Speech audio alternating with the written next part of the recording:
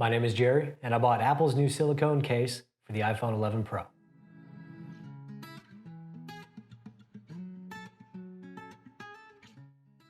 I bought the new pine green case from Apple for my new iPhone, and I really like it. I had the silicone case for my XS, and this case is just as good. The case has a very soft, matte touch to it, which is very different than most third-party cases. It provides a little bit of grip without preventing the phone from sliding in and out of pockets.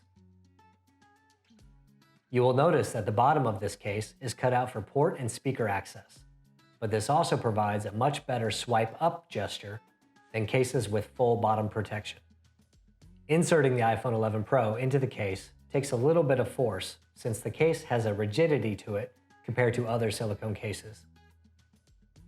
Once in, the phone still feels very sleek and comfortable to hold, and the buttons provide a good tactile feel. You can remove the case by pushing back on the bottom corners and lifting the phone out. Some lint can build up on the edge of the case due to its texture, however, a simple swipe with your hand removes it. Overall, I would say that the look, feel, and fit of the Apple Silicone case is one of the best out there.